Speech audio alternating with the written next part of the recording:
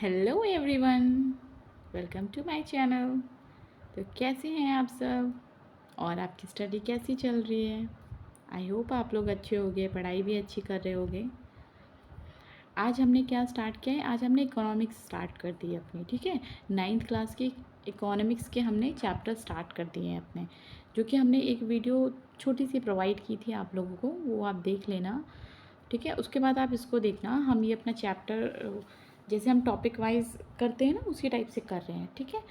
पूरा हम चैप्टर जो एक ही वीडियो में नहीं कवर करा रहे हैं, क्योंकि उससे ना बहुत बड़ी हो जाती है ना क्लास। तो हम छोटे छोटे टॉपिक्स में अपनी वीडियोस प्रोवाइड कर रहे हैं आपको, जिससे कि आपको आसानी से समझ आए चीज़ और आपका इंटरेस्ट भी रहे उस चीज़ में, है ना, आप बोर ना हो, ठीक है। ये हमने पहला चैप्टर था हमारा, अध्याय 1 था पालमपुर गांव की कहानी। पालमपुर गांव एक काल्पनिक गांव है।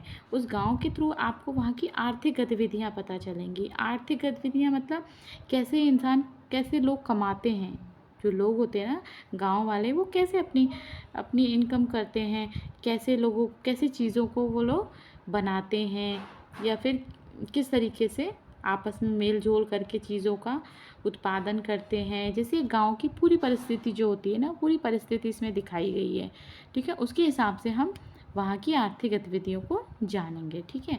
जैसे कि हमने परिचय पढ़ा था, हम परिचय पढ़ रहे थे ना गांव में, गांव वाला, ठीक है। हमने ये परिचय पढ़ लिया था, इसमें ये पढ़ा था हमने कि आसपास के गांव कस्बों से भली भांति जुड़ा हुआ था। पालमपुर गांव कुछ कस्बों और गांव से जुड़ा हुआ था। एक रायगंज था ना, एक गांव था, वो पालमपुर से 3 किलोमीटर दूर था, ये लिखा है ना। तो प्रत्येक मौसम में सड़क और रायगंज और इस तरह से, मतलब जो छोटे कस्बे होते हैं ना, इस टाइप से इनकी सड़कें जुड़ी होती हैं। और ये मोटरसाइकिल, जीप, ट्रैक्टर तक देखे जा सकते हैं। मतलब इस सारी चीज़ें जब यूज़ होती हैं, हमारे इस्तेमाल में आती हैं। हम लोग गांव वाले जो गांव में जो रहते हैं ना, और जो दलित होते हैं और जो भूस्वामी होते हैं ना, बड़ी भूमि के स्वामी होते हैं, ठीक है, उन सब की परिस्थितियाँ इसमें बताई गई हैं। जैसे कि देखिए, यहाँ से हमने अपना चैप्टर, हाँ, यहाँ से हमने फिनिश किया था।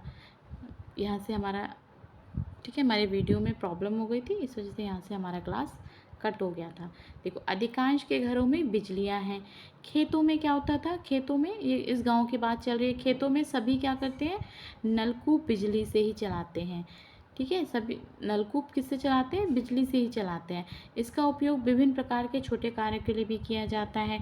पालमपुर में 2 प्राथमिक विद्यालय और एक हाई स्कूल है, ठीक है। बिल्कुल गांव की परिस्थिति आप समझिए उस चीज़ को, ठीक है, ध्यान से आप समझिए। मैं एक गांव में हूँ, ठीक है। गांव में एक राजकीय प्राथमिक स्वास्थ्य केंद्र है और एक निजी औषधालय भी है, ठीक है। ये एक निजी औषधालय भी, जहाँ रोगियों का उपचार किया जाता है, ठीक है। क्या होता है ना। देखो, एक काल्पनिक गांव पालमपुर की कहानी हमें किसी भी गांव में विभिन्न प्रकार की उत्पादन संबंधी गतिविधियों के बारे में, ये देखिए, उत्पादन संबंधी गतिविधियों के बारे में बताएगी। भारत के गांवों में खेती उत्पादन की प्रमुख गतिविधियां हैं। भारत के जो गांव है ना, उनके उत्पादन की कई गतिविधियां होती हैं। जैसे अन्य उत्पादन गतिविधियों में है, पहला क्या है, जिन्हें गैर कृषि क्रियाएं कहा जाता है। और भी कुछ उत्पादन की क्रियाएं, पहले तो उत्पादन की क्रियाएं हैं जिसको खेती कहते हैं। दूसरी है गैर कृषि क्रियाएं कहा जाता है, लघु विनिर्माण, परिवहन ना, जैसे छोटी छोटी चीज़ों को जो लघु उद्योग होते हैं ना, उस तरह से हम लोग घरों में चीज़ें बना लेते हैं। जैसे आप एग्जाम्पल ले लीजिए, जैसे कोई छोटे छोटे जो पंखे होते हैं ना, हम हाथ से पंखे बना के बेचते हैं, ठीक है। और छोटी छोटी टोकरियाँ बना के बेचते हैं ना, ये लघु निर्माण कहलाते हैं। गांव में लोग लघु निर्माण करते हैं, ठीक है। परिवहन का काम चलता है, दुकानदारी आदि शामिल है, ठीक है। हमें उत्पादन के बारे में कुछ अन्य सामान्य बातें जानने के बाद इन दोनों प्रकार की क्रियाओं पर विचार करेंगे, ठीक है। हम उत्पादन के बारे में कुछ अन्य सामान्य बातें जानने के बाद इन दोनों प्रकार की क्रियाओं पर विचार करेंगे। आगे हम पढ़ते हैं उत्पादन का संगठन क्या होता है, ठीक है। जैसे उत्पादन कैसे होता है, उत्पादन जब कई चीज़ें मिलेंगी, उनका संगठन होगा, तभी तो कोई चीज़ बनेगी ना। तो उसी तरह से उत्पादन का संगठन कैसे होता है वो देखेंगे हम, ठीक है। उत्पादन का उद्देश्य ऐसी वस्तुएं सेवाएं उत्पादित करना है जिनकी हमें आवश्यकता है, ठीक है, ऑफकोर्स हमें आवश्यकता होती है तभी तो हम चीज़ों को उत्पादन करते हैं। वस्तु और सेवा का उत्पादन, वस्तु और सेवा का उत्पादन के लिए 4 चीज़ें आवश्यक हैं। किसी भी चीज़ के उत्पादन के लिए हमें 4 चीज़ों की आवश्यकता होती है। जैसे पहली आवश्यकता है भूमि। पहले हमें भूमि चाहिए। हमें अगर उत्पादन करना है किसी चीज़ का तो हमें पहले भूमि चाहिए होती है ना, ठीक है, भूमि चाहिए हमें। अन्य प्राकृतिक संसाधन जैसे जल, वन, खनिज, ठीक है। और दूसरी आवश्यकता क्या है हमारी? श्रम, मतलब जो काम करेगा ना, कोई कोई मजदूर या फिर लोग लगेंगे तभी तो काम होगा ना वो, अर्थात जो लोग काम करेंगे, ठीक है। तो पहले ही हमारी आवश्यकता भूमि चाहिए हमें, फिर वो भूमि पे काम करने वाले लोग चाहिए। कुछ उत्पादन क्रियाओं में ज़रूरी कार्यों को करने के लिए बहुत ज़्यादा पढ़े लिखे कर्मियों की ज़रूरत होती है, ठीक है। कुछ उत्पादन क्रियाएं होती हैं, ठीक है, उनके लिए क्या होता है, बहुत उसमें कुछ पढ़े लिखे लोगों की भी आवश्यकता होती है, क्योंकि कुछ चीज़ों में हम बीज खाद वगैरह डालते हैं, तो ना हर चीज़ की जांच पड़ताल होनी चाहिए। हर चीज़ के लिए कुछ पढ़े लिखों की भी आवश्यकता होती है ना। जैसे भूमि की नपाई वपाई होती है, सब कुछ करते हैं जो भी होता है ना, काफ़ी चीज़ें पढ़ी लिखी, तो वो हर कोई जो लेबर होता है वो नहीं कर सकता है, ठीक है। तो पढ़े लिखे कर्मियों की भी ज़रूरत होती है। दूसरी, कर्मियों के लिए शारीरिक कार्य करने वाले श्रमिकों की आवश्यकता होती है। दूसरी क्रियाओं के लिए क्या होती है? शारीरिक कार्यों के लिए श्रमिकों की आवश्यकता होती है। शारीरिक कार्य हमारे श्रमिक करते हैं, और जो, एक सेकेंड रुकना, ओके। फिर शारीरिक कार्य हमारे श्रमिक करते हैं, और कुछ लिखा पढ़ी का काम होते हैं जो कुछ पढ़े लिखे कर्मियों की ज़रूरत होती है, उन लोगों की ज़रूरत होती है हमारे उत्पादन की कार्य में, ठीक है। प्रत्येक श्रमिक उत्पादन के लिए आवश्यक श्रम प्रदान करता है। प्रत्येक श्रमिक क्या होता है? उत्पादन के लिए आवश्यक श्रम प्रदान करता है, वो तो करता ही है ना। तीसरी आवश्यकता है भौतिक पूंजी, ठीक है। एक भौतिक पूंजी होती है, अर्थात उत्पादन के प्रत्येक स्तर पर अपेक्षित कई तरह के आगत। क्या आप जानते हैं कि भौतिक पूंजी के अंदर कौन कौन सी मदें आती हैं?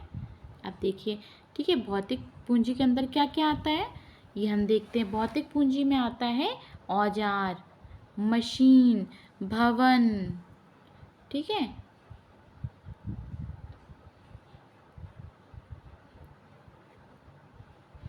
ठीक है, ये पढ़ते हैं, देखो, औजारों और मशीनों में अत्यंत साधारण औजार, ठीक है, औजारों तथा मशीनों में अत्यंत साधारण औजार जैसे किसान का हल से लेकर परिष्कृत मशीनें जैसे जनरेटर, टरबाइन, कंप्यूटर आदि आते हैं। औजारों, मशीनों और भवनों के उत्पादन में कई वर्षों तक प्रयोग होता है। अब जो हमारे होते हैं ना, ये जो हमारे ये भौतिक पूंजी, इसको भौतिक पूंजियाँ कहलाती हैं। ये इनका औजारों, मशीनों, भवनों का उत्पादन कई वर्षों तक प्रयोग में लाया जाता है, ठीक है। इन्हें स्थायी पूंजी कहा जाता है। स्थायी पूंजी इसलिए कहा जाता है कि जब हम चीज़ों को खरीद लेते हैं तो ये काफ़ी टाइम तक चलती है ना, चलती है, एकदम से तो ख़राब नहीं हो जाती है। मशीनें क्या ख़राब हो जाती हैं? एकदम से नहीं होती हैं, उनका काम हमारा चलता रहता है बहुत सालों तक, इसलिए ये स्थायी पूंजी कहलाती है, ठीक है। जो भौतिक पूंजी होती है ना, वो स्थायी पूंजी होती है। अब आपको पूछ सकते हैं क्या भौतिक पूंजी क्या होती है? भौतिक पूंजी होती है वो हमारी मशीनें होती हैं, ठीक है, हमारे भवन, औजार, ये सब चीज़ें होती हैं जो स्थायी होती हैं, वो एकदम से ख़त्म नहीं होती हैं। कच्चा माल और नगद मुद्रा, अब हमें कच्चा माल और नगद मुद्रा भी चाहिए उत्पादन के लिए, है ना। उत्पादन में कई प्रकार के कच्चे माल की आवश्यकता होती है, जैसे बुनकर द्वारा प्रयोग में लाए जाने वाला सूत और कुम्हारों द्वारा प्रयोग में लाई जाने वाली मिट्टी। उत्पादन के दौरान भुगतान करने तथा जरूरी माल खरीदने के लिए कुछ पैसों की भी आवश्यकता होती है। कच्चा माल तथा नगद पैसों को कार्य पूंजी कहते हैं। जो कच्चा माल तथा नगद पैसे होते हैं उसको हम कार्यशील पूंजी कहते हैं, ठीक है। ओके, जब ये ब्लैक कलर से जो हाईलाइट है ना, उन कॉन्सेप्ट को आप अच्छे से समझिए, ठीक है। इन कॉन्सेप्ट से आपको क्वेश्चंस आते हैं। हमारे यूपीएससी CSC में भी आपको पता है ना, इकोनॉमिक्स कितनी इम्पोर्टेंट है ना कॉम्पिटिटिव एग्ज़ाम्स में। तो उसमें भी पता है क्वेश्चंस आते हैं ना हमारी एनसीईआरटीज़ में भी, एनसीईआरटी से डायरेक्ट भी ले लिए जाते हैं। तो आप जो ये जो हाईलाइट हो रखे हैं ना, इन पर आप सबसे ज़्यादा फोकस करना, ठीक है।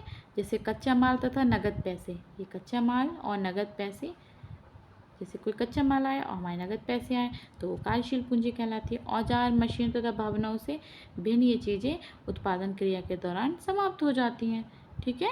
औजारों, मशीनों तथा भवनों से भिन्न ये चीज़ें उत्पादन क्रिया के दौरान समाप्त हो जाती हैं।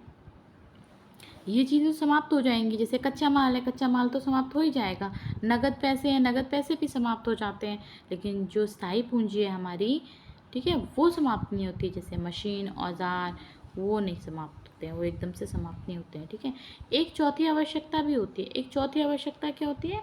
आपको स्वयं उपभोग हेतु या बाजार में बिक्री हेतु उत्पादन करने के लिए भूमि, श्रम और भौतिक पूंजी को एक साथ करने योग्य बनाने के लिए ज्ञान और उद्यम की आवश्यकता होती है, ठीक है। ज्ञान और उद्यम की भी तो आवश्यकता होगी ना। चौथी पूंजी है जैसे स्वयं उपभोग हेतु, बाजार में बिक्री हेतु, उत्पादन के लिए भूमि, श्रम और भौतिक पूंजी को एक